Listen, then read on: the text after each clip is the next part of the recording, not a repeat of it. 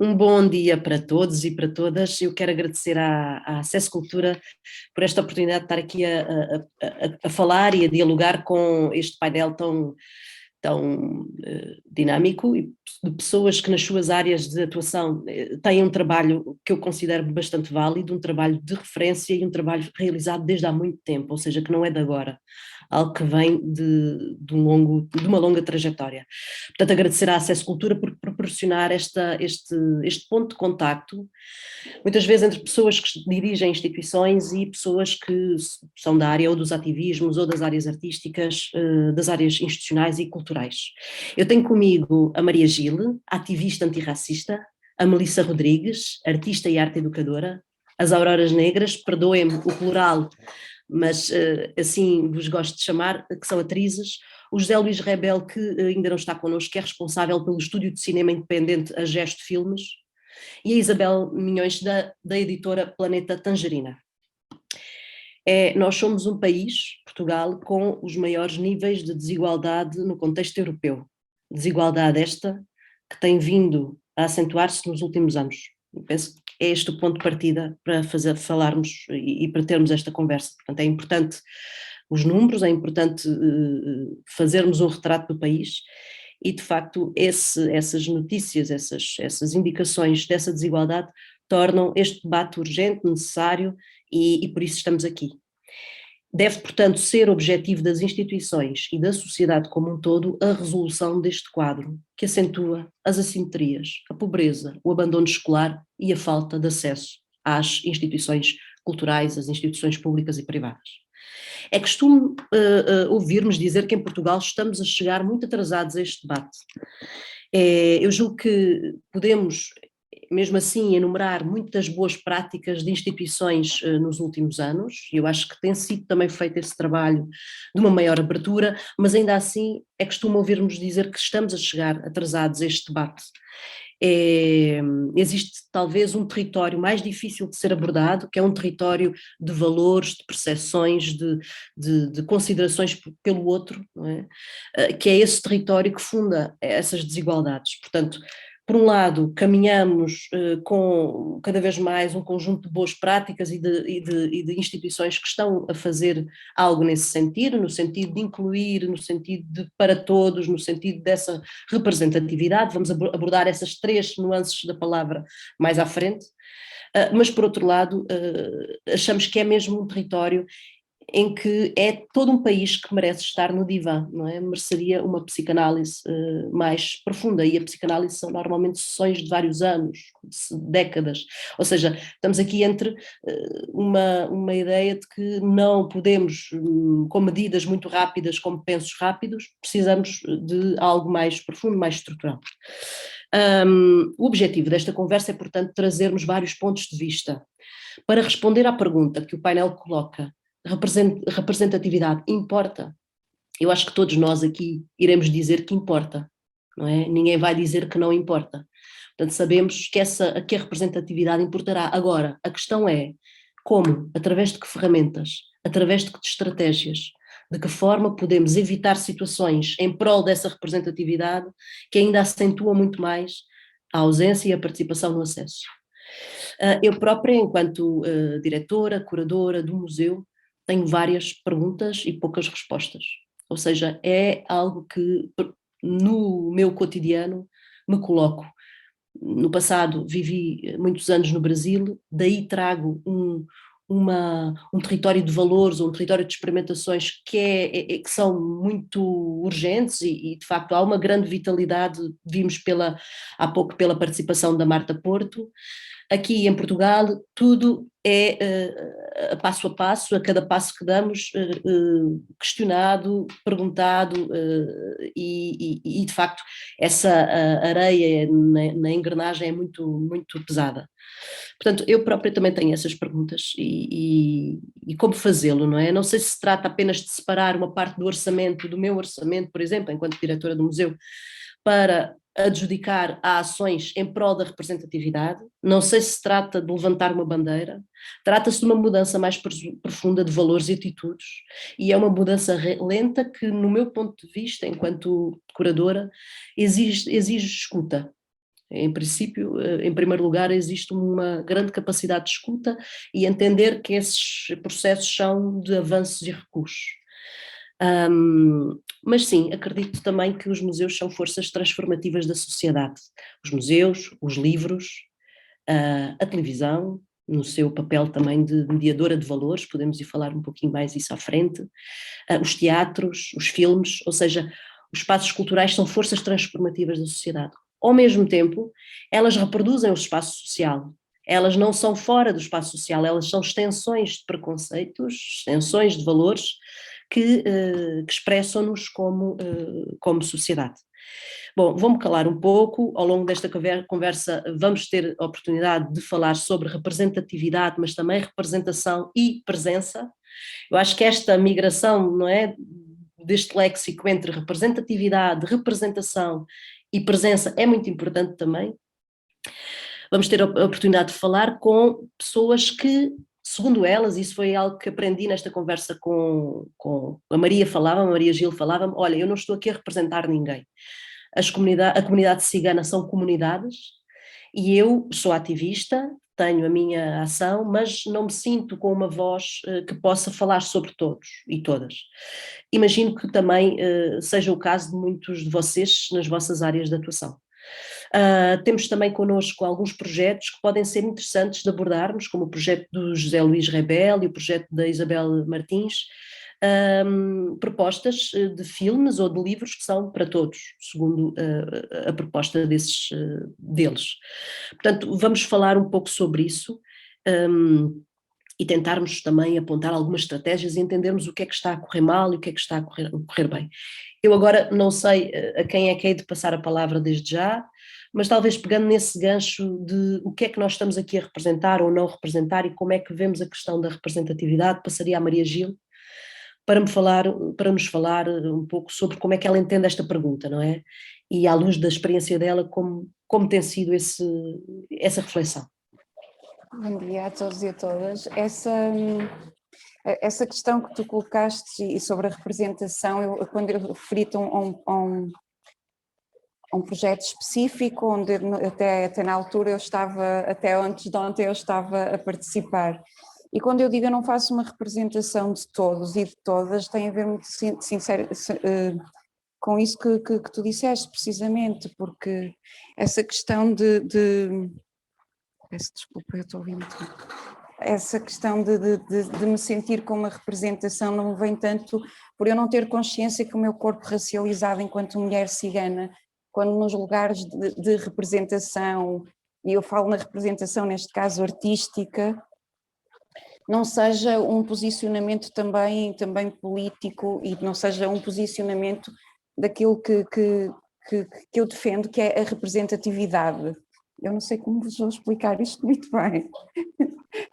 Não sei se me vou conseguir, não é explicar-vos, é se eu me vou conseguir explicar bem quanto nesta ordem de pensamento.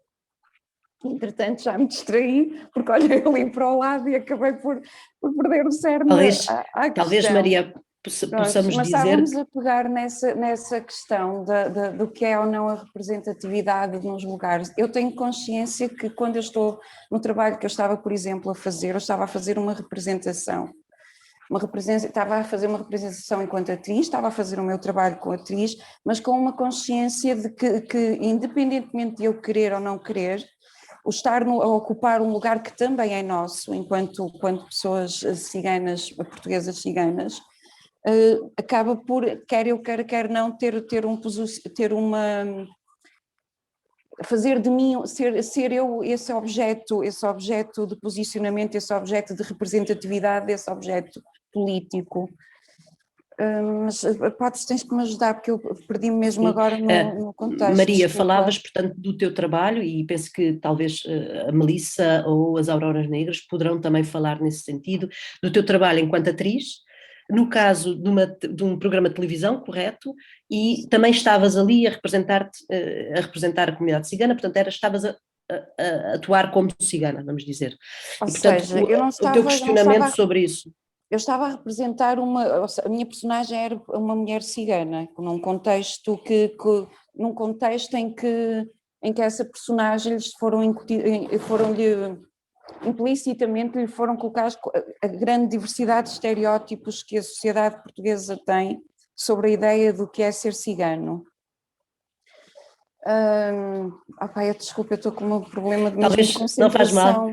Sara, horrível. vou-te despegar o gancho. Não, mas para mim era importante dizer-te que eu não estava ali, ou seja, embora eu o fizesse internamente, tenha essa leitura, mas na verdade quem me contratou ali não me contratou porque eu era cigana e estava ali para uma representação, mas antes para capitalizar o facto da minha cultura, está a ser usada para capitalizar algo que serve, não digo especificamente quem me contratou, mas a forma de pensamento e o que o público português consome.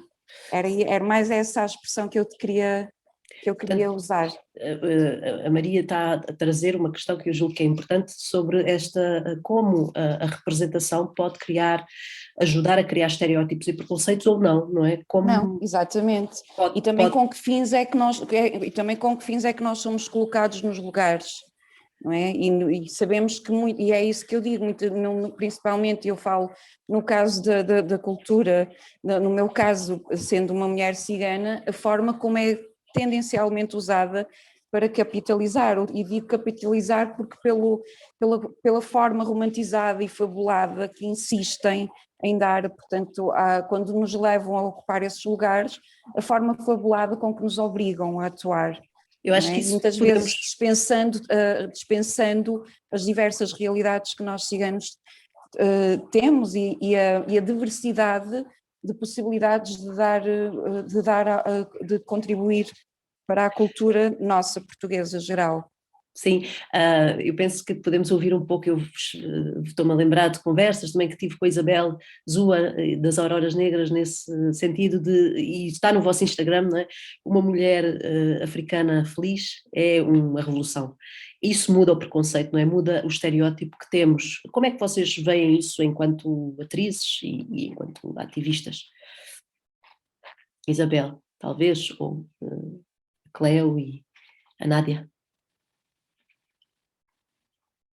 Bom dia a todas, a todas presentes. Agradecer este convite que nos foi lançado pela Acesso Cultura, através da Maria, da figura da Maria. Agradecer também a ti, Marta, por esta coordenação. As pessoas que estão aqui presentes hoje, os colegas de painel também. Só uma correção antes de começarmos, que a nossa frase diz uma mulher negra feliz, é um ato revolucionário. Que é bastante diferente de dizer uma mulher africana feliz, é um ato revolucionário. Que se calhar começámos aqui pelo mote deste painel, que acho que é importante pensarmos, e tu por acaso pegaste nisso também como gancho, não é? Que esta questão da pergunta, representatividade porque importa, e eu lembro-me quando recebemos esse convite, foi uma questão, não é? Porque se a resposta é sim, porque é que ela surge como pergunta, não é? Porque é que não surge um convite para um debate sobre representatividade, estratégias e ferramentas, por exemplo? Porque é que ainda perguntamos se importa? Acho que esse lugar pode ser um lugar um bocado estranho, não é? Porque a resposta é tão óbvia que, tornando a pergunta, às vezes parece que continuamos a fazê-la uma questão, quando não é. Quando devia ser uma coisa assumida.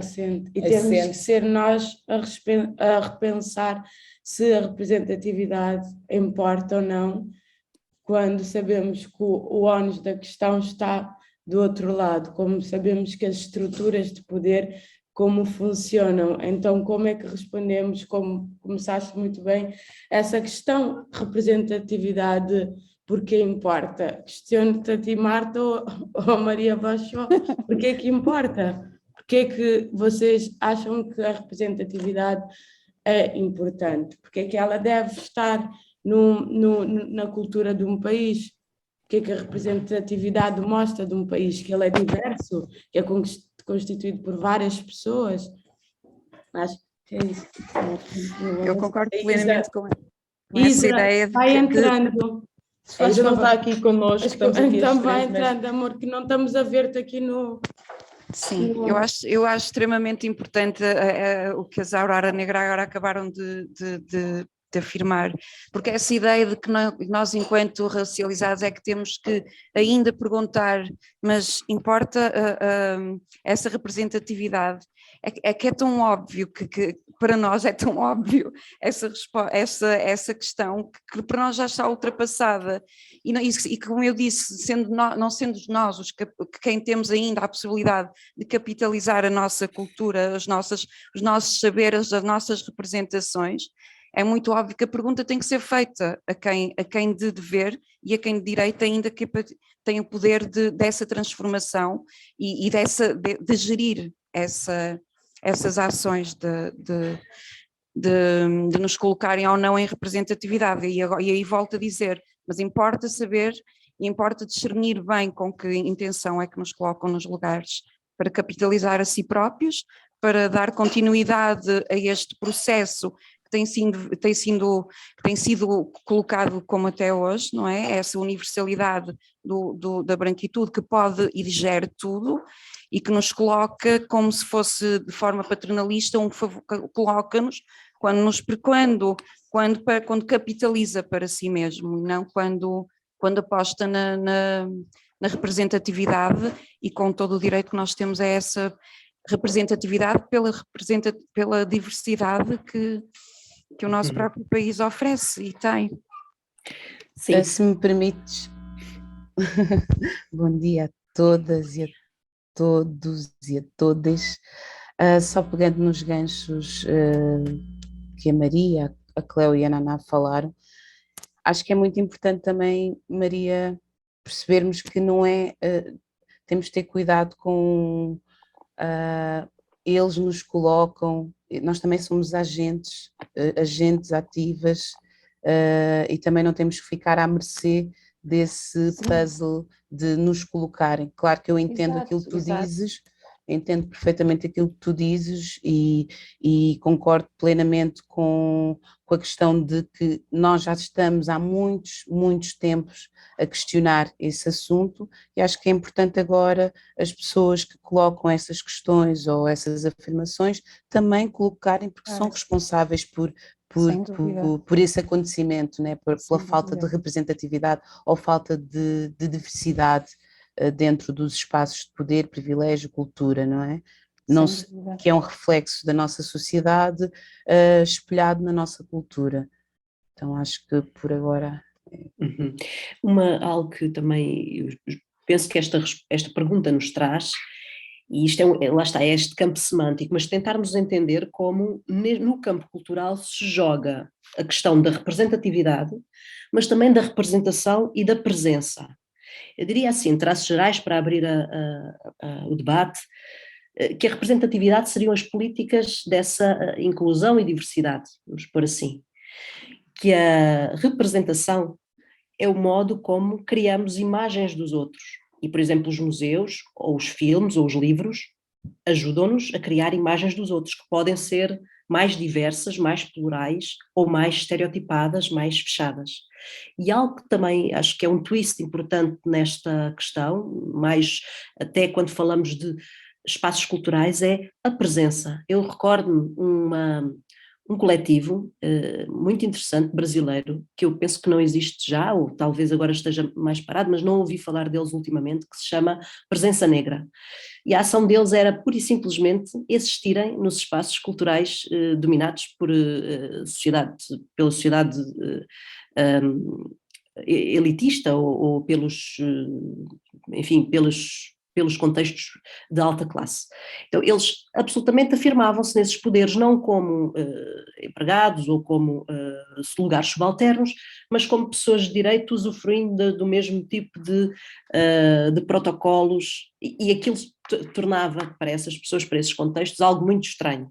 Portanto, essa presença era notada e era afirmada como uma presença que quer ser presença e não quer ser representação, que quer representatividade pela presença, evitando os estereótipos associados àquilo que seria a representação e que funda, de certa maneira, a ideia de representação funda a nossa cultura entre aquilo que somos nós e os outros, não é? Todo o modelo ocidental cultural vai ser baseado nessa nessa dicotomia entre nós e os outros. Portanto, no Brasil penso que o modelo cultural da antropofagia permite outro tipo de elaborações, mas de facto esse é o contexto. Não sei, Isabel, querias intervir? Queria só porque acho que para irmos dissecando estas questões é preciso também refletirmos sobre os conceitos e convenções que utilizamos relativamente a estes grupos de pessoas, né? Por exemplo, há uma discussão muito presente aqui no Brasil, eu estou no Brasil agora, onde se fala do que é elite, né? Tu mencionas que pessoas racializadas, pessoas negras ocupavam certos lugares e até tiveste assim uma certa dificuldade em nomear onde pessoas brancas dominam e estão em maioria, mas não são a maioria. O Emicida fala sobre não serem chamadas de elite e serem chamadas de burguesia, que isso faz muita diferença, né? São pessoas que têm o domínio, têm a maior fatia do bolo, né? Têm a maior parte do dinheiro, de poder, e não são a maior parte em termos de número, né? As pessoas são chamadas de minoria, mesmo que não sejam minoria, né? As pessoas são chamadas de elite, temos que perceber as nomenclaturas, né? As convenções sobre o que é elite, o que não é elite, o que é burguesia, o que não é burguesia, né? O que é que nós estamos a perpetuar, quais são as nossas heranças e o que é que nós estamos a conseguir de alguma forma fragmentar e transmutar, né? Acho que temos que ainda ir e mergulhar sobre os conceitos e as convenções, sobre que tipo de relações e sobre conseguir falar sobre as coisas, né? Dar os nomes concretos sem nenhum constrangimento, né? Melissa, estás a sorrir, talvez estejas a pensar alguma coisa à luz do que a Isabel e do que temos estado a falar? Olá, bom dia a todas, todos e todos. Sim, sim, estou totalmente em sintonia com tudo o que foi dito até agora, pela Maria, pela Nádia, pela Cleo, pela Isabel, totalmente em sintonia, totalmente de acordo com absolutamente tudo. É importante pensarmos os conceitos, a forma como os utilizamos, porque esses também criam, não é, e reproduzem ainda mais preconceitos, ou seja, não saímos aqui da bola. Há aqui um ciclo que se repete constantemente. Falar em representatividade agora, em 2021, é muito interessante, porque este é para aí com todo o gosto de estar aqui, por isso é que aceitei, porque é importante estar nestes espaços, a ocupar, quando nos faz sentido ocupá-los, e quis ocupar este espaço, mas é para aí o terceiro ou quarto debate, painel, conferência sobre representatividade nas artes e na cultura em Portugal que eu participo este ano. É interessantíssimo e é pena que seja só em 2021. Ou seja, estamos constantemente muito atrasadas em relação a muitos outros países, em relação a muitos outros contextos. Para mim, o início é aquilo que as minhas caríssimas colegas de painel falaram há bocado, não deveria ser uma pergunta, não é? Esta ideia da representatividade importa, mas devia ser um ponto de exclamação no final. Sim, importa, totalmente. Obviamente que importa. Não consigo pensar de outra forma. A partir do lugar onde eu existo, que é um lugar, não é, de presença, de fala, de existência, e lugar também de subjetividade. Quando nós estamos a falar de representação e representatividade, que todas as minhas colegas já falaram sobre isso, estamos a falar de construções de imagem, mas estamos também a falar de lugares onde podemos existir ou não podemos existir, não é? Ou seja, quando falamos nessa representatividade, estamos a falar na visibilidade das nossas existências. Quando falamos na representação, estamos a falar na forma como nós somos representadas e como nós nos representamos também. Como a Isabel estava a dizer, e concordo totalmente, nós somos agentes ativas, não é? Não somos passivas, nós também nos representamos e cada vez mais.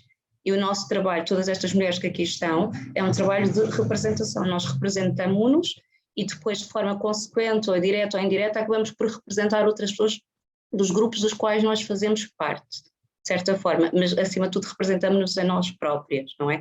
Pronto, então estamos aqui a falar de representatividade e de representação. Para mim a presença que tu trazes, Marta, é muito importante, porque para mim esta ideia de presença tem que ver com subjetividade. Esta subjetividade que é algo que sempre foi negado aos sujeitos racializados, ou seja, tem a ver com a humanidade. E é isso que nós estamos aqui a fazer hoje. E é isto que o nosso trabalho traz em todos os momentos e que o trabalho de outros artistas racializados também traz, e pensadores e tudo mais. Ou seja, é devolver a humanidade e outras formas de representação daquilo que nós somos e não daquilo dos lugares onde nos colocaram. Portanto, para mim é importantíssimo partirmos deste princípio. O meu trabalho, e quando falo em representatividade, eu quero pensar na sociedade como um todo, ou seja, na sociedade de forma plural. No meu, especificamente, o recorte que vou fazer é um recorte racial, apesar de não ser só racial, porque a minha perspectiva, o meu pensamento é interseccional, ou seja, eu sou mulher, portanto vou falar de género, e sou uma mulher negra, ou seja, há aqui um acrescento. Não é? Ou seja, vou falar de mim enquanto mulher e enquanto negra. E posso também falar aqui de classe, que também é muito importante, há bocado estamos a falar destas elites. Que elites são estas no Brasil, não é? Que elites, a continuidade colonial destas elites. Portanto, a classe também aqui é muito importante, estes três recortes. Eu aqui, em termos de representatividade, vou pensar, não é? Esta duplicidade desta ação entre o género e a raça. São muito importantes. A raça, que sabemos que é uma construção, mas é a partir desta construção que existimos e é a partir desta construção que vamos aqui falar. Ou seja, pensar como é que as pessoas racializadas, não é? No caso aqui deste painel, negras e ciganas, como é que nós somos representadas e como é que nós nos representamos. Eu acho que muito importante é como nós também nos representamos. E depois, quando falamos em termos de representatividade, é que lugares é que nós ocupamos na sociedade, e em termos estruturais, porque isto é tudo uma questão estrutural, não é? E transversal, que lugares é que nós ocupamos na sociedade de forma estrutural. Ou seja, se nós estamos a falar de representatividade, para mim, no meu entender, tem que ser uma representatividade efetiva. Esta palavra efetiva é muito importante. Esta representatividade efetiva tem que mexer com as estruturas. Ou seja, quem, não é destas pessoas que aqui estão hoje nesta conferência, quem é que está preparada para este movimento revolucionário? Quem é que está preparada realmente para mexer com as estruturas? Melissa, eu acho que há aqui muita força, não é? Neste painel. Eu queria ouvir também do José Luís Rebelo, falar, que nos pudesse também responder a esta pergunta. Tu crês, José Luís, que a comunidade surda é representada nas instituições culturais? Existe essa representatividade? Como tu vês a questão? Reforçar que o José Luís tem um projeto que é Gesto Filmes, focado em suprir uma necessidade que ele considerou que era a ausência de conteúdos audiovisuais para a comunidade surda. Como vês a questão?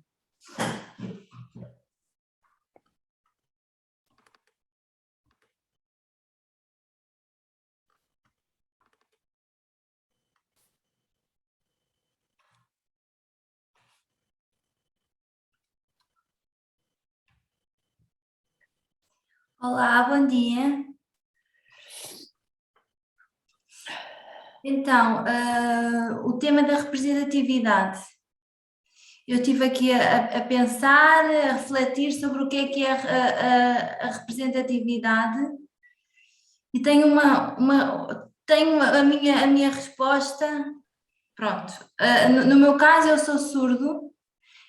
Eu acho que o trabalho, por exemplo, na área do cinema, a representatividade é quem é que participa e neste caso a representatividade dos meus filmes é porque há língua gestual e as pessoas veem a minha língua e nos meus filmes não há sequer a língua falada, há simplesmente língua gestual e por isso acaba por ser representatividade. No meu caso, nos meus filmes, a representatividade também está ligada ao facto de ser também para a comunidade surda, por isso mostra essa comunidade. E as pessoas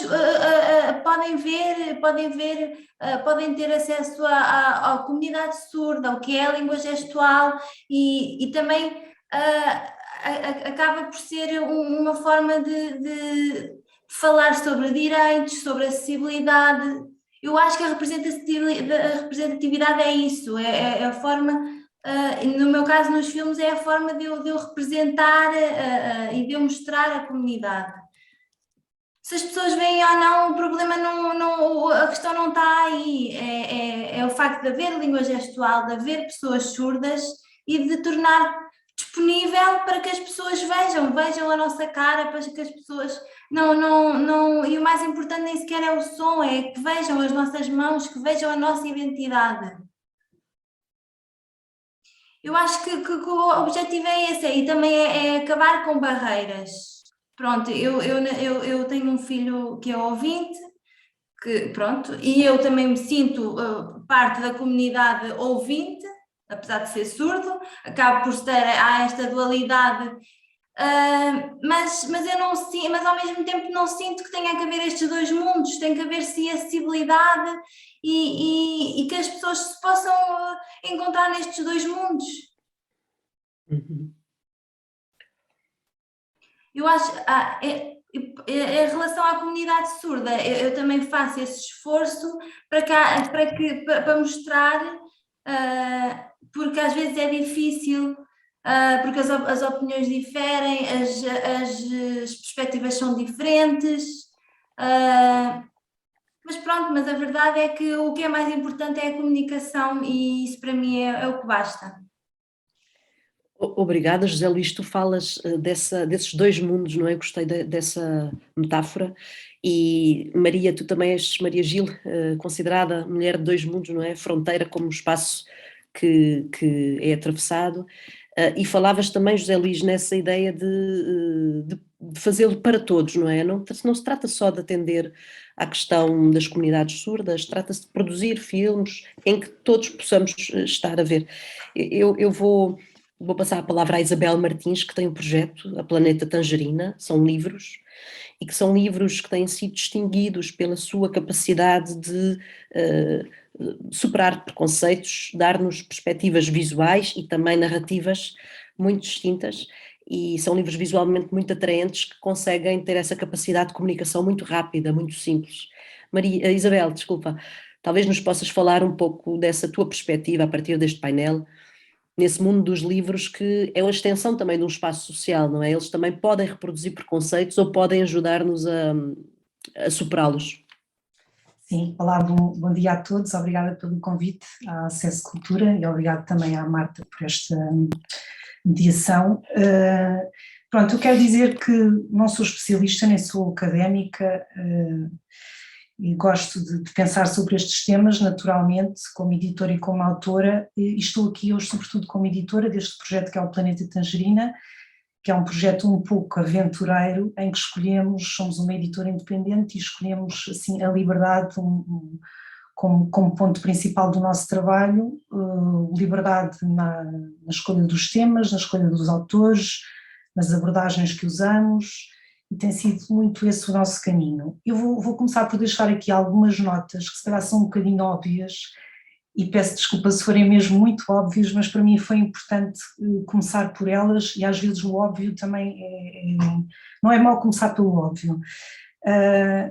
Ouve-se muito aquele clichê que os livros, como os filmes ou como as músicas, são espelhos do mundo, e é verdade, porque os livros trazem-nos o mundo tal como ele é, tal como ele já foi, tal como não queremos que ele seja, tal como gostaríamos que o mundo fosse. E é verdade que os livros são esse espelho com possibilidades infinitas e nós vemos o mundo através dos livros e as crianças também, e aqui no projeto do Planeta Tangerina também temos como ponto de partida nunca excluir as crianças dos livros que fazemos. Não somos uma editora vocacionada só para o infanto-juvenil, mas queremos que as crianças façam parte do nosso projeto e desta conversa.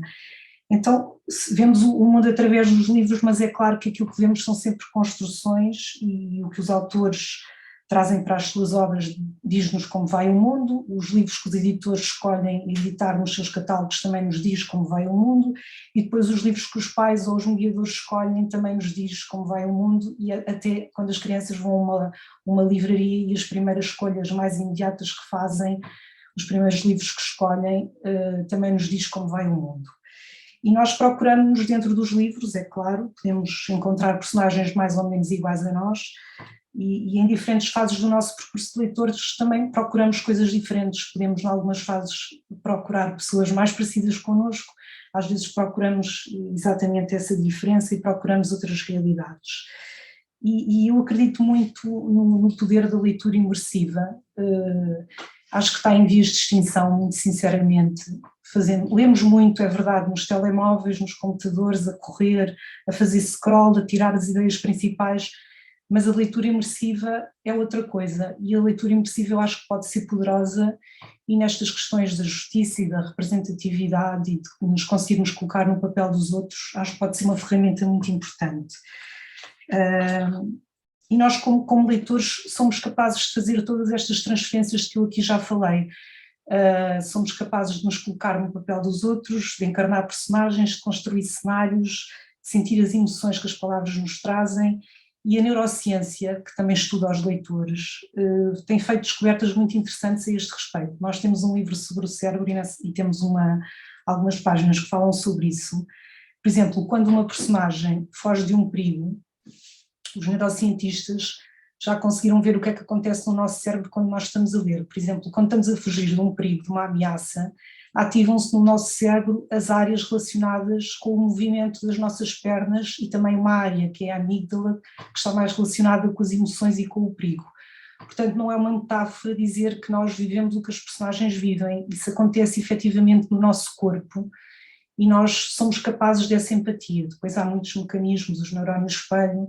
Portanto, quando a leitura é imersiva, acontece esse tipo de fenómenos. Por exemplo, se estamos a ler uma descrição de uma pele de veludo, as áreas do nosso cérebro ligadas às sensações, os córtices sensoriais ficam mais ativos, porque essa leitura de uma pele suave como o veludo ativa as zonas relacionadas com o tato. Portanto, não é em sentido metafórico, nós vivemos o que está a acontecer nos livros, e por isso também os livros, se fosse o Gonçalo M. Tavares, poderia dizer que são máquinas de ligar a empatia. Por outro lado, claro que nos ajudam a compreender a nossa complexidade, nós não somos a preto e branco, somos seres estranhíssimos, cheios de contradições e paradoxos e medos, e nos livros descobrimos que é assim com toda a gente, ou pelo menos com as pessoas humanas, que algumas se calhar não são assim tão humanas. E com os livros percebemos então que não estamos sozinhos a lidar com essa complexidade. E é verdade que nos livros também procuramos muitas vezes inspirações, modelos, soluções, procuramos as palavras que precisamos para resolver os problemas, às vezes começa tudo por aí, como há pouco estavam a dizer, pela escolha das palavras e por encontrar as palavras. E eu acredito muito então nesse poder da leitura imersiva, e acho que se perdermos essa capacidade de mergulho, estamos a abrir as portas de mergulho e de nos pormos no lugar dos outros, estamos a abrir as portas para coisas muito perigosas, para aquelas ideias muito grandiosas. Sem te interromper esse teu raciocínio que eu estou a ouvir com muita atenção e estou a gostar muito, mas dizer-te que mas tu também podes ter toda uma ideologia que serve essa leitura imersiva em prol contrário, não é? Exatamente. Portanto, do mesmo modo que uma leitura imersiva pode servir para uma emancipação, para uma ficção, lá está, para máquinas de ligar a empatia, elas podem também podem servir para dividir, para acentuar essas clivagens. Ou seja, é um território altamente ambíguo. É altamente poderoso e ambíguo. Para qualquer lado, como também já vimos ao longo da história que isso aconteceu, que o cinema já foi muito usado com esses fins de propaganda fascista. Pronto, eu estou só a falar aqui mais da parte do poder do livro como ferramenta, agora ocupamos lá dentro, isso claro que já é outra discussão. O que eu acho que está a acontecer e que me preocupa é quase a extinção dessa ferramenta, e se isso acaba, podemos precisamente abrir a porta para coisas muito perigosas, para perdermos esse lugar de encontro. Eu acho que pode ser muito perigoso.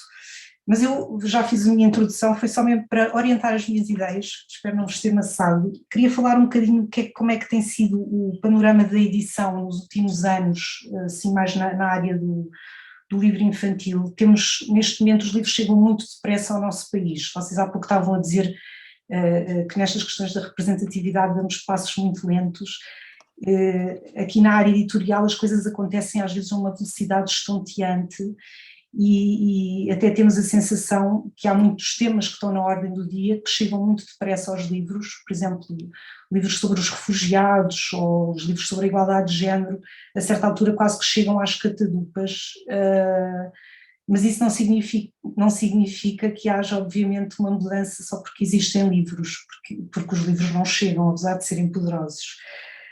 Portanto, temos este fenómeno da velocidade, de existir uma grande variedade também de livros disponíveis sobre muitos temas, e os temas são tratados tanto na área da ficção como na área da não ficção, há abordagens muito diferentes. Depois temos um fenómeno que é coexistir em projetos como o Planeta Tangerina ou como outras editoras mais pequenas, ao lado de projetos muito grandes, muitas vezes livros ligados a merchandising de marcas como a Disney, onde até já existe essas questões da representatividade, mas olhamos para elas um bocadinho ainda com ar desconfiado, como se houvesse ali apenas uma preocupação comercial e não uma mudança de fundo.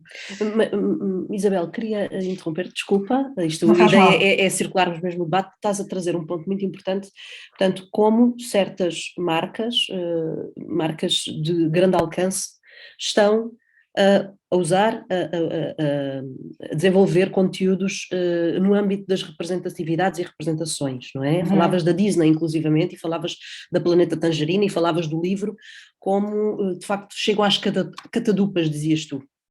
Queria perguntar à Maria Gil, que trabalha em projetos com a RTP, em que existem personagens ciganas, por exemplo, em telenovelas, que são espaços de grande alcance. Como é que se vê esta questão de simultaneamente um espaço que se abre, mas ao mesmo tempo um espaço que pode ser logo comercializado e capitalizado, não é? Usavas o termo capitalizado. Portanto, no caso dos livros, no caso inclusivamente também, eu estou-me a lembrar de um artigo que li sobre a Natura, uma marca brasileira, fez uma campanha com comunidades trans, e logo a seguir as suas ações superaram os valores, não é? Portanto, como essas... E queria-te perguntar a ti como vês essa questão. Eu acho que o perigo o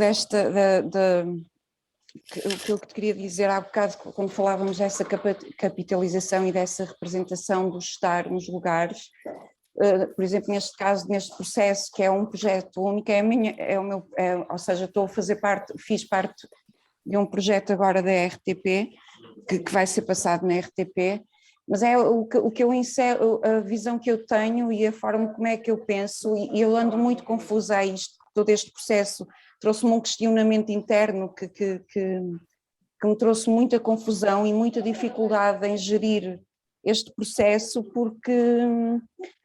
E sinceramente eu já não estou não estou tão centrada no que é o projeto em si, mas é o que é que depois do projeto eu vou fazer com o que fiz ali e com o facto de ter estado ali presente naquele projeto que vai ser passado na RTP, que é a televisão nacional. Infelizmente eu não tenho ainda, como atriz e mulher e cigana, a possibilidade de ter esse descomprometimento quando estou eu costumo dizer, quando estou na frente de loja, porque é aquilo que eu disse, quando eu falo em capitalizar, há o uso da nossa figuração, e isso é aí que se encerra o perigo, o que abre e o que é que ela fecha. Auroras? Desculpa, não faz mal. E passa a fechar quando fazem de nós quando nos colocam apenas num lugar único e com uma representação extremamente fabulada, romantizada, e que não corresponde às diversidades das realidades que nós, enquanto pessoas ciganas, temos e representamos. Auroras Negras, alguém quer comentar o que acabámos de ouvir da Isabel e da Maria? Sim, nós há pouco tempo tivemos numa conferência organizada pela rede, em que fomos às escolas, uma escola em específico na Amadora, e em que uma das raparigas, com cerca de 17 anos, falava exatamente sobre isso, sobre o facto na biblioteca da escola 99,9% dos livros serem de autores brancos, e se calhar 99,8% homens. E o quão difícil era o acesso à literatura, neste caso que ela queria, que era de autores negros. E faz-nos pensar, não é? Que é sim, há a produção de livros, mas até onde é que eles chegam, não é? Quem é cozido? Também tem outro exemplo, que fomos comprar um livro para crianças, sobre uma criança negra, e vou pesquisar a autora, e era uma autora branca, não é?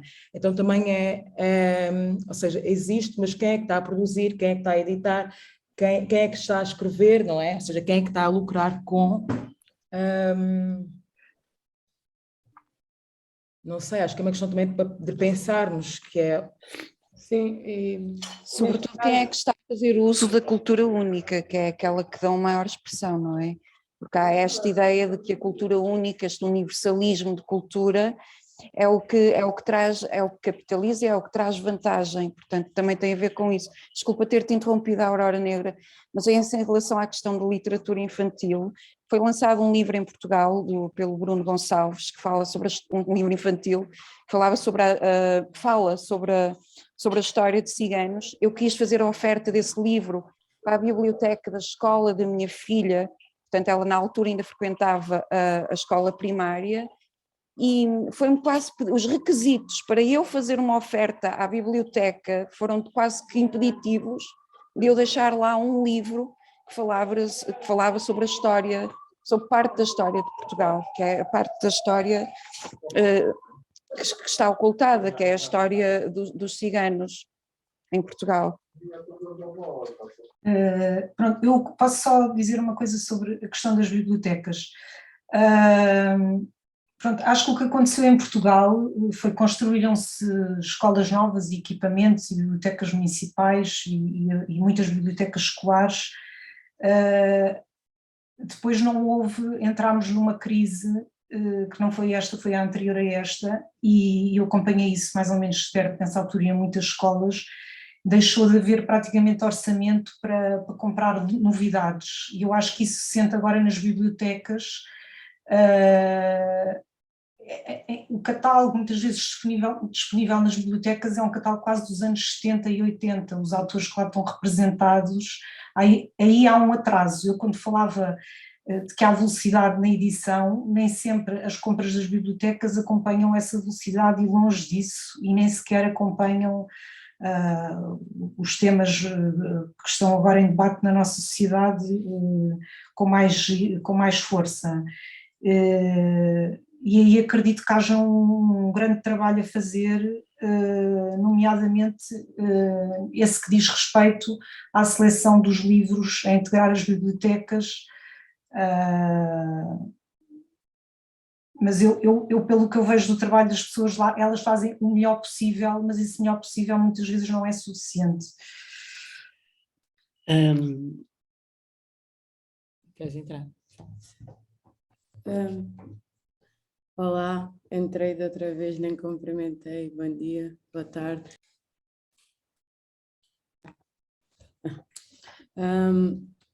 Eu sou um bocado impaciente, Isabel Martins. Tenho a sensação que estou sempre a pedir para esperar.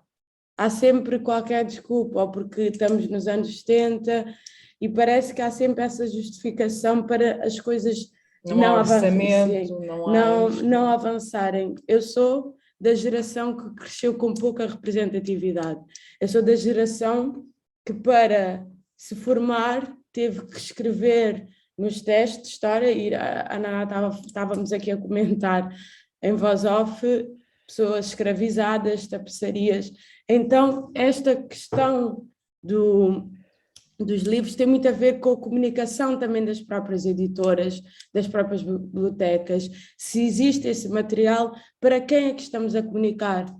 Onde é que vamos comunicar? Falamos com associações viradas para certas comunidades. Então é percebermos como é que essa estrutura está feita. Se a estrutura está feita para ser comunicada somente para determinadas pessoas.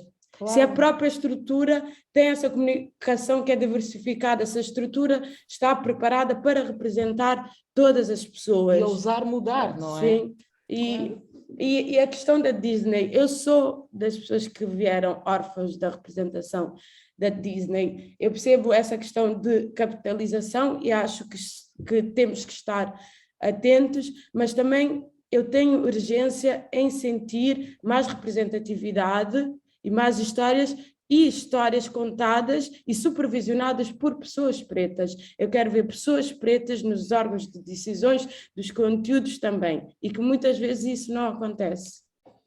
Eu acho que no início começamos por um ponto que a Marta referiu, quando dizia que há sempre esta frase do não sei muito bem o que fazer. Tivemos agora no Porto, no Rivoli, também há pouco tempo, e que é não sabemos muito bem o que fazer, não sabemos muito bem o que fazer. Então temos que ter a coragem de, se calhar, não sabendo, alargar os nossos lugares de privilégio e incluir as pessoas que possam, ou seja, que o pensamento seja alargado, não pode ser sempre uma justificação de não sabermos como agir. Se calhar tem que ser mais colocar pessoas racializadas em posições de poder em que elas também possam decidir e não serem só números para parecer que a empresa ou a instituição é diversa, não é? Eu acho que a grande ação seria realmente partilhar privilégio. E acho que é sobre isso que temos que falar também, é a partilha de privilégio, e não só, como é que podemos fazer então?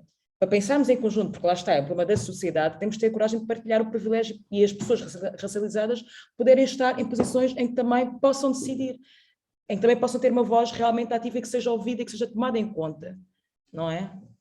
Não sei. Só pegando aqui, e voltando à voz, essa questão de que tendência essa voz, não é? E eu acho que já é tempo de não queremos, eu acho que nós não precisamos que nos deem a voz, precisamos que nos deem ouvidos e que nos deem e que também nos deem, não é que nos deem os lugares, que nos permitam ocupar os lugares de decisão, porque essa questão eterna de questão a dar e também esse passar de batata quente para que a questão é do racializado, o racializado tem que resolver a questão que a está a reprimir, não é? É como disseram agora, precisamente agora as auroras negras, não queremos só voz, queremos ouvidos e queremos os nossos lugares também a serem ocupados, mas em lugares de decisão, em lugares de opinião. E foi a conversa que eu tive contigo, Marta, a mim não me interessa ser um nome, um rosto estampado na fotografia, interessa-me ser uma voz. Mas uma voz tem que ter ouvidos, e eu quero que vocês nos deem esses ouvidos. E esses ouvidos só nos são dados quando colocados nos lugares de decisão. Existe uma questão muito grande, né? Que é o lugar de fala, e para o lugar de fala existir, é necessário existir o lugar de escuta, não é? Voltando um pouco atrás relativamente aos livros, muito rapidamente, para nós irmos de alguma forma formando o nosso pensamento, nutrindo-nos de questões que são pertinentes para nós temos que ir a uma busca com maior energia, porque esse acesso não é tão óbvio para educar as nossas crianças, não é? E que seria necessário para todas as crianças serem educadas, independentemente de serem racializadas ou não. Nós temos que ir numa pesquisa muito profunda, e é muito complexo educar uma criança numa sociedade, num mundo completamente racista, preconceituoso e com marcas muito grandes do colonialismo. Não é para nós atrizes racializadas, nós não somos só atrizes, também precisamos de muito mais energia, né? Porque nós temos que ser dramaturgistas, nós temos que ser completamente conscientes daquilo que nós estamos a fazer, quem escreve, quem dirige, quem encena, e não conseguimos apenas fazer a nossa função de performer, de intérprete. Nós temos de estar sempre muito atentas quando lemos uma história, quando filmamos ou atuamos numa história, e depois quando vemos essa história, e nós temos essa responsabilidade acentuada, não é? Porque para não perpetuar estigmas, signos, e às vezes fazemos, mas sempre com uma perspectiva de tentar mudar as coisas por dentro, não é? e que isso Sim. também nos custa muito a saúde mental, que foi falada ontem, que foi o dia da saúde mental, saúde física e emocional, né? E depois temos que gastar muito dinheiro das A terapias recuperação. em recuperação, não é? Então são muitos buracos que estão aí, que têm que ser falados.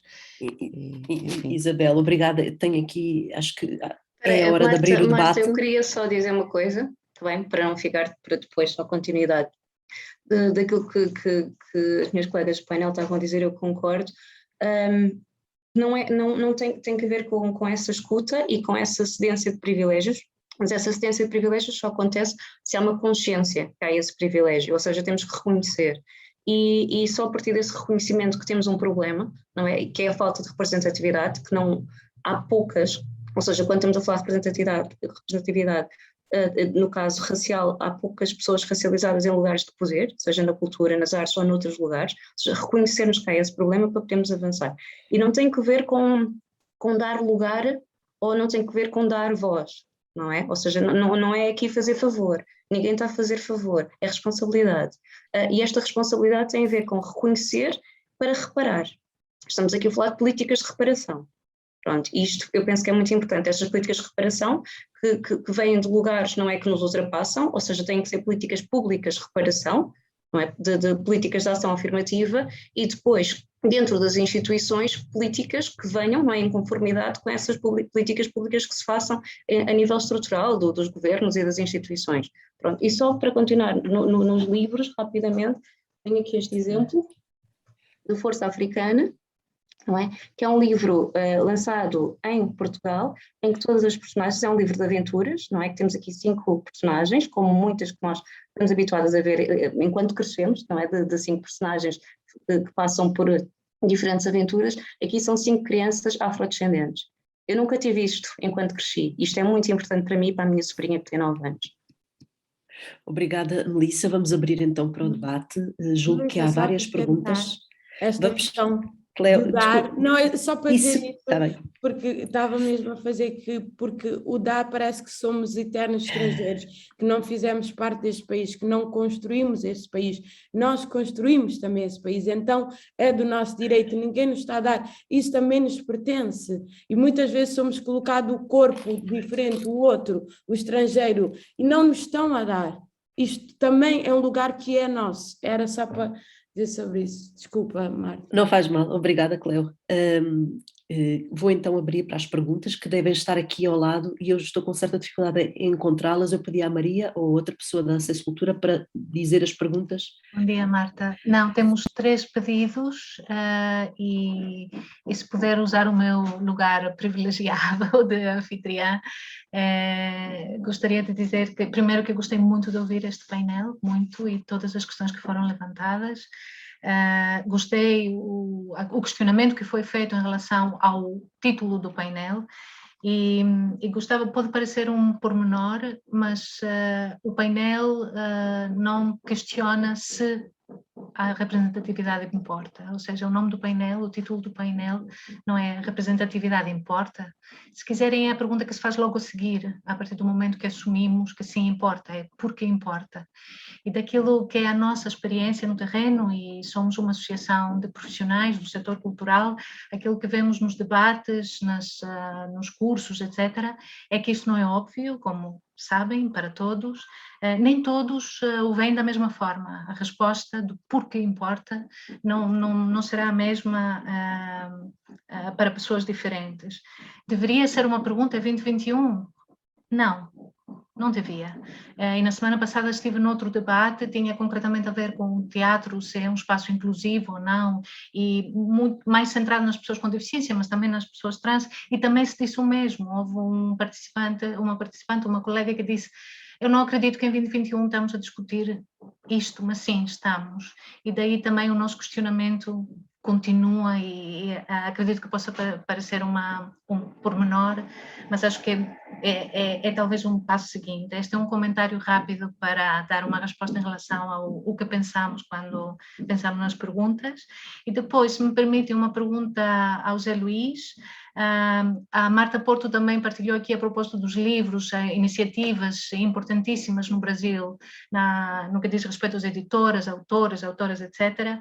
E eu gostava de dizer que no Brasil é obrigatório por lei também as salas comerciais terem os equipamentos necessários para os serviços de acessibilidade, é obrigatório, ou seja, o equipamento para um filme poder ser acompanhado também com a língua gestual, que faz parte do projeto desde o primeiro momento, não é algo que se faz depois.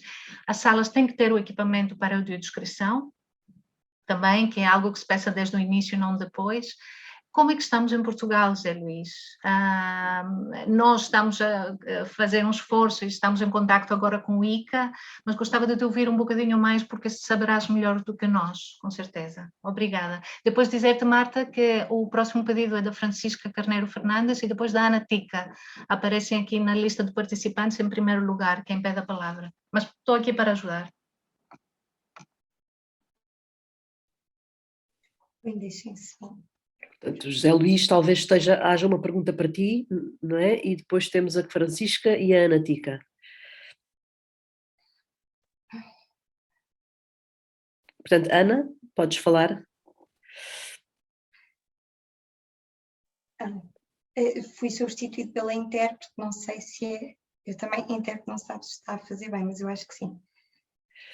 É para eu avançar, não é para eu responder, perguntou o Zé Luís.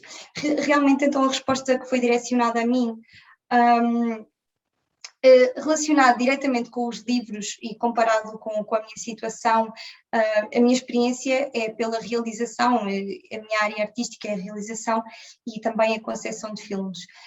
Mas realmente esta questão da representatividade entre as diferentes etnias, a verdade é que já aconteceu.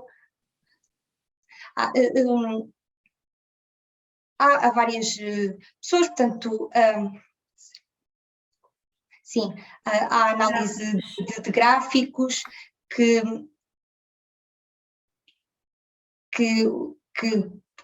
demonstram que há várias pessoas de diferentes etnias, já nos livros, em algumas peças de teatro também, e também cinema, e eu sinto que a percentagem da comunidade surda relativamente a estas temáticas artísticas está muito aquém desta outra representatividade das diferentes etnias.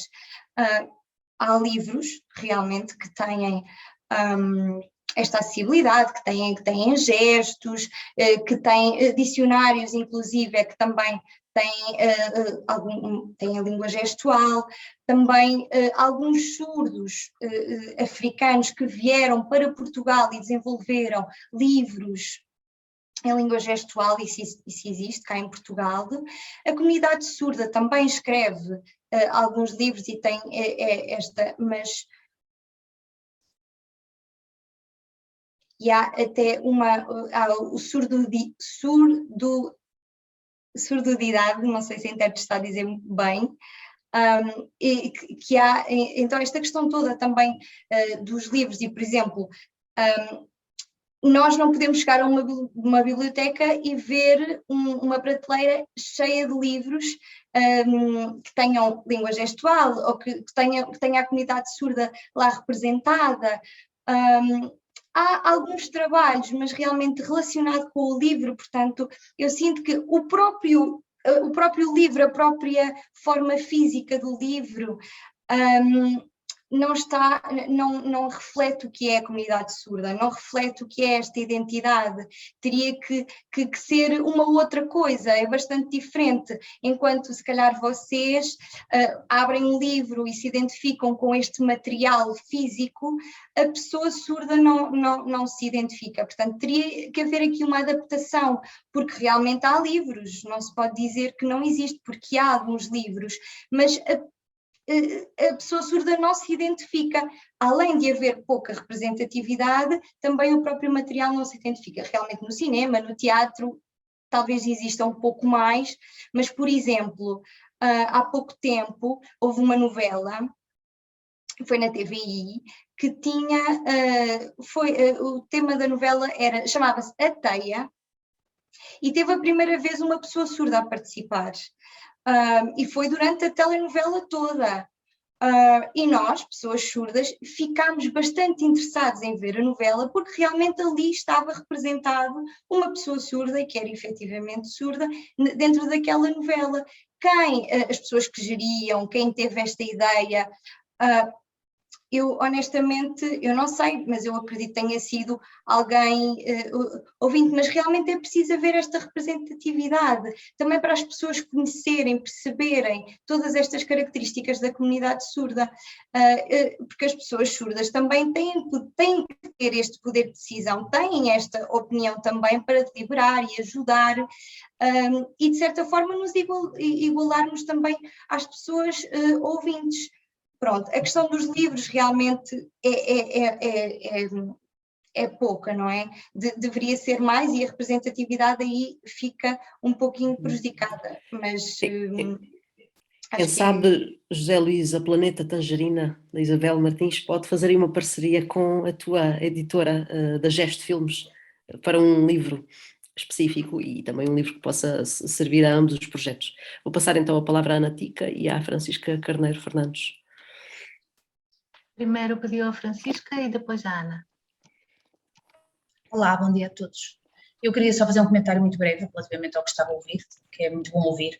Eu queria só lembrar que é uma posição muito pessoal. O que eu sinto enquanto gestora é que estamos tão atrasados relativamente a tudo isto que estamos a fazer.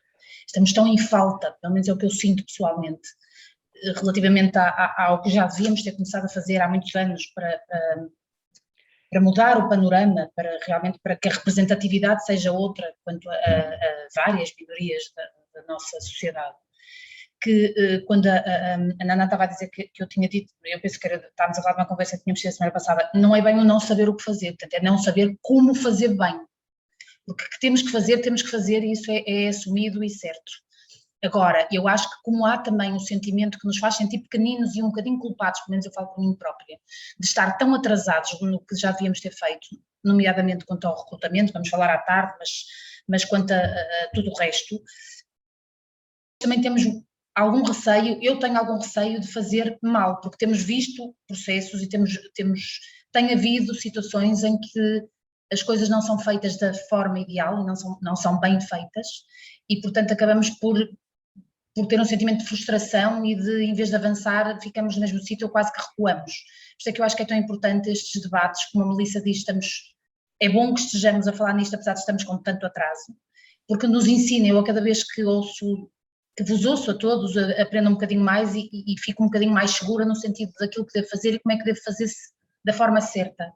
Mas, como é óbvio, estamos realmente anos, décadas atrasados para recuperar aquilo que já devia ter começado a ser feito e que não foi.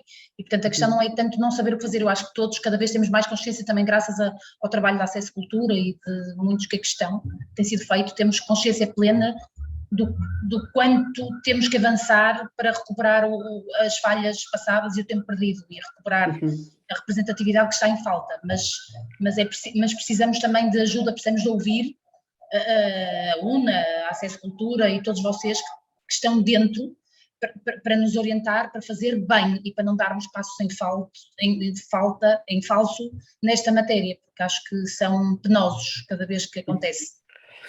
Obrigada, Francisca. Vou passar à Ana Tica, da UNA, União Negra das Artes, e depois, se calhar, podemos cada um de vocês comentar estas duas participações. Ana. Olá, muito bom dia a todas, todos e todos. Tem sido muito bom estar aqui esta manhã a acompanhar este debate. Vou tentar, assim, de forma muito breve, deixar só aqui algumas ideias. Primeiro, apresentar-me, não é? Enquanto mulher negra, nascida em Lisboa, dizer que eu, tal como a Cleo, sou muito impaciente, porque isto tem a ver com a minha vida. Eu já sou mãe e continuo, infelizmente, a ver o mesmo tipo de desafios nesta sociedade e, portanto, eu não posso continuar à espera.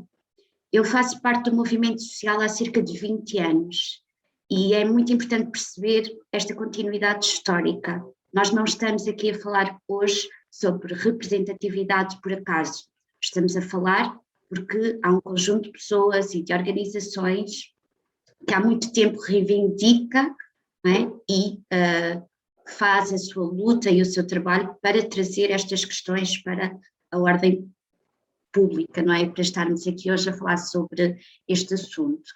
Eu devo dizer que fiz exatamente a mesma leitura quando vi o nome do painel e também questiono, não é? O porquê dessa pergunta, não é? Porque efetivamente a representatividade é necessária, essa dúvida não existe e, portanto, tal como foi colocado pelas colegas, acho que devíamos estar a fazer outras perguntas. No sentido de chegar aqui, também ao que a Melissa falava, não é? Que é esta questão de reparação, portanto, reconhecer um problema e encontrar medidas efetivas, não é, de reparação, portanto, estamos a falar de política pública. Aqui a sugestão que eu queria deixar, né, nesta ótica do que fazer, portanto, nós temos feito o nosso caminho, nós temos propostas, mas efetivamente há aqui um trabalho que nos cabe a todos de dar visibilidade a esta necessidade. Então, a sugestão é que as estruturas culturais façam o seu revisionismo.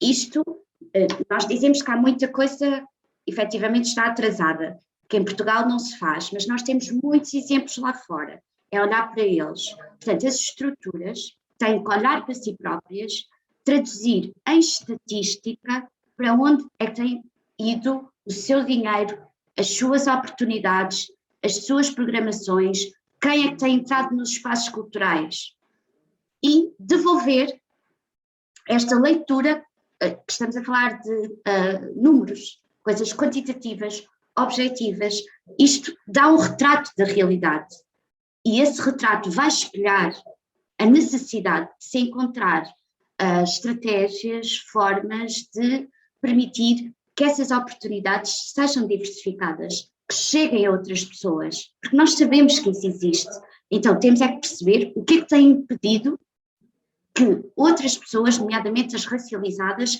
entrem nestes espaços. Mas basta que as estruturas olhem para si e devolvam à sociedade em geral o que é que tem sido o seu trabalho nos últimos anos. Isto vai ficar expresso. Acho que era uma boa forma de começar e de dar força àquilo que nós continuamos permanentemente a dizer, mas que a nossa voz não chega. É preciso unirmos esforços. Pronto, era esta a minha contribuição. Obrigada. Obrigada. Alguém mais tem uma pergunta ou quer intervir comentando as duas questões que foram colocadas? Não há mais mãos levantadas. Se quiserem comentar sobre as questões ou comentários que foram partilhados. Eu posso comentar sobre os comentários e eu cada vez às vezes me convenço mais que eu não sei porque é que estou aqui, porque efetivamente as minhas colegas de painel e quem comentou agora, principalmente a Ana Tica, disse tudo aquilo que eu gostaria de ter dito e aquilo que eu gostaria que tivesse sido efetivamente ouvido. Por exemplo, mais uma vez e voltando e não querendo personalizar muito e centrar muito nesta minha experiência, na verdade esta é a primeira vez que na RTP há um núcleo de atores ciganos e que vão aparecer durante todos os episódios. Há uma presença dos atores ciganos neste trabalho que eu acabei de efetuar, acabei de participar, mas é isso. É isso, nós estamos lá, como é que nós estamos e como é que deveríamos estar, e essa é a leitura, é a questão interna que esses lugares e que essas instituições têm que fazer, e que a estrutura tem que fazer e que a estrutura tem que ultrapassar, é como fazer as coisas bem, e acho que a Ana Tica fez essa observação muito, de uma forma incrível e disse tudo aquilo que eu gostaria de ter dito, todo este processo que estou aqui neste espaço em que estou aqui convosco, quando, já não é o quando, já não é para quando, é para ontem, e nós todos sabemos que tem que ser para ontem. E é isso que eu queria só comentar. Este é um espaço para debate, então deixar assim a vontade de ouvir também quem está a seguir o debate, questões que possam querer colocar. Agradecer à Ana Tica também por essa intervenção super concreta, não é? A Cleo e a Ana disseram que são impacientes, e eu digo que estou exausta sobre estas questões, não é? Porque não são questões que têm sido levantadas agora, não é? Dentro de um corpo um corpo negro de uma mulher que nasceu em Portugal e que viveu no Brasil nos últimos anos e que está nessa travessia. É muito complexo, não é? Ter que ajustar ou ter que encontrar essas estratégias de vivência social e artística e política, não é? E é muito importante sermos minuciosos dentro desse iniciar e nomear e contabilizar e realmente ceder. Quem tem os privilégios, ceder. E acho que esse ceder dos seus privilégios, do seu poder de decisão, de reconhecer que não tem essa capacidade, é extremamente importante. De encontrar estratégias, aliados, ou então de ceder o seu espaço de decisão e de perceber, porque o caminho que está a ser feito realmente tem que ser modificado para que alguma coisa mude dentro de socialmente, politicamente e culturalmente. Tem que haver uma mudança, não é? Tem que haver uma mudança na formação e na educação dos nossos filhos, sejam eles brancos, pretos, ciganos. Tem que haver uma nova visão de educação e de formação.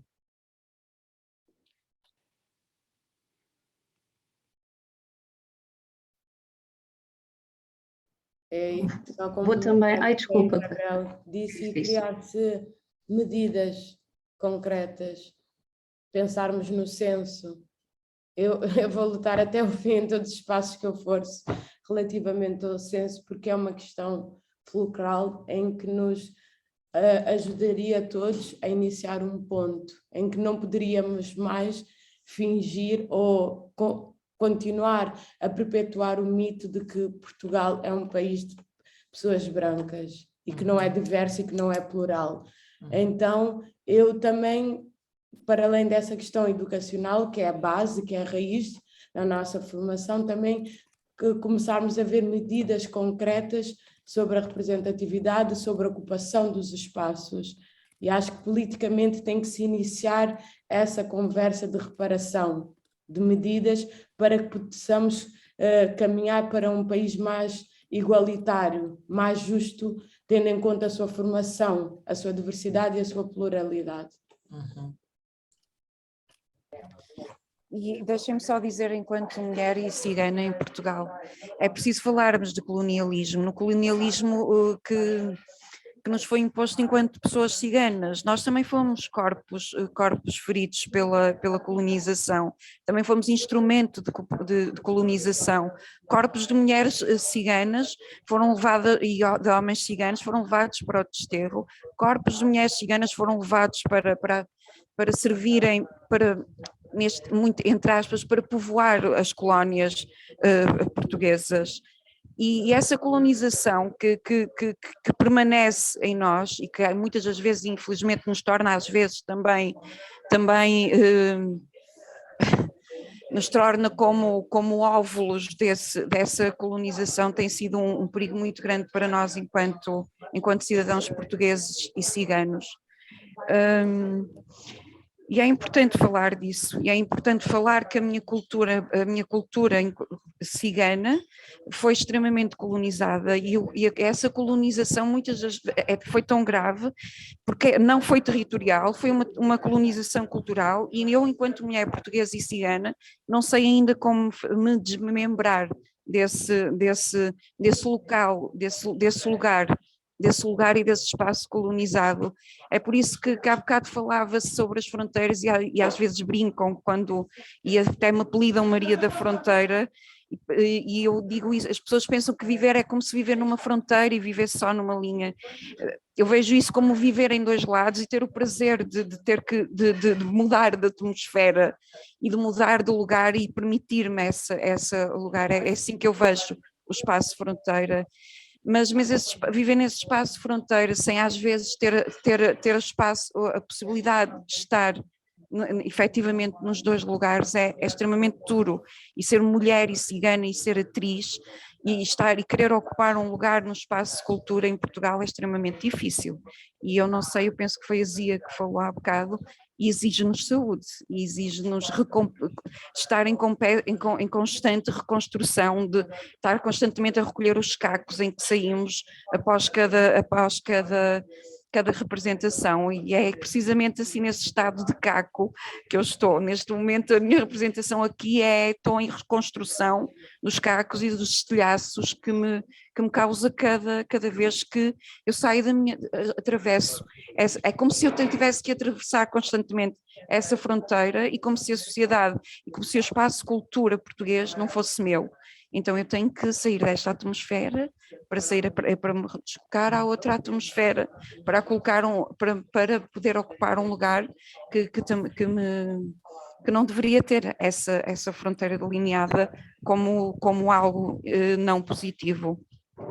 Claro, esse espaço de fronteira existe porque existem essas separações, portanto a ideia, este debate procurou perseguir sempre e colocar a tónica de que é precisamente na erradicação desta pergunta do painel, a erradicação destas questões, que iremos superar a atual situação de crise em que vivem os sistemas artísticos, em que vivem as instituições. De facto, o museu é um espaço completamente em crise, não é? A crise das suas representações, das suas presenças, mas são espaços transformadores, como o livro, o filme, a nossa atuação enquanto atores, atrizes. Portanto, como usar esses espaços de transformação, mas ao mesmo tempo entendê-los talvez já caducos e defuntos, não é? Diz-se que o museu é já um espaço defunto. Como fazer do Renascimento renascer isso? Percorremos esses momentos aqui neste debate. Eu acho que cada um de vocês trouxe uma urgência, principalmente uma urgência associada a que estas perguntas já não podem continuar continuamente a ser feitas. Ainda assim, fiquei particularmente sensível àquilo que a Francisca falou sobre como fazê-lo bem, portanto, ecoando um pouco as palavras delas na minha atuação também, e coloco-me aqui também presente neste debate como profissional da cultura. Gostei bastante das vossas perspectivas, do Zé Luís, da Isabel, da Cleo, da Nádia, da Isabel Martins, da Maria Gil, da Melissa Rodrigues. Não sei se ainda in extremis alguém quer colocar mais alguma pergunta. Eu estou aqui mais a moderar o jogo, a distribuir as bolas. A Melissa pede para falar, Marta. Melissa.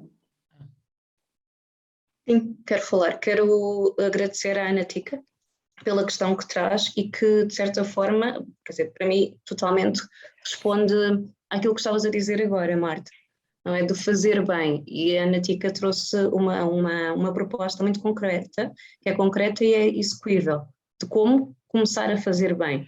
Por onde começar? Eu acho que eu concordo totalmente com ela, ou seja, começar por olharmos para dentro, internamente, para as instituições, não é? Este tem que ser um olhar primeiro virado para dentro, olhar para os números, olhar para aquilo que se fez ao longo dos tempos e depois, a partir dessa reflexão e dessa autocrítica, poder apresentar para fora, para o exterior, aquilo que pretende fazer. Pronto. Para mim tem que haver este movimento primeiro interno. Também só acrescentar que há coisas que estão a acontecer, ou seja, quando estamos a falar de representatividade e quando estamos a falar de políticas públicas e medidas, não é, de ação afirmativa, que são importantíssimas, para mim são das poucas e únicas formas que nós ainda temos de mudança para esta representatividade efetiva. Podemos, por exemplo, pensar agora nos últimos concursos da DG Arte e não é, e a majoração dos 10% em termos de representatividade de pessoas afrodescendentes, no caso nas diferentes propostas. Ou seja, é uma proposta execuível, aconteceu, é concreta. Portanto, há coisas concretas que estão a ser feitas, há coisas que ainda não estão a ser feitas, ainda a nível deste recorte racial, mas que já acontece noutros recortes. Estou agora a pensar em cotas, não é? Existir cotas. E as cotas podem acontecer dentro das próprias instituições, a nível público e também a nível privado, como já existem cotas para, não é, o recorte de género e outros recortes, por exemplo, na sociedade. Portanto, pensar em cotas e que estas cotas sejam transversais a toda a sociedade. Ou seja, novamente voltar à questão, temos um problema, ok, reconhecemos que temos um problema, ou temos vários problemas, e agora o que fazer? E volto a dizer, muito importante aquilo que a Ana Tica disse, é uma proposta bastante concreta. Só queria terminar que há pouco mostrei este livro e não mencionei que é da Paula Cardoso. Paula Cardoso é uma mulher negra, uma pensadora, uma jornalista e que também escreveu este livro e tem o site de notícias e de pensamento chamado Afrolink.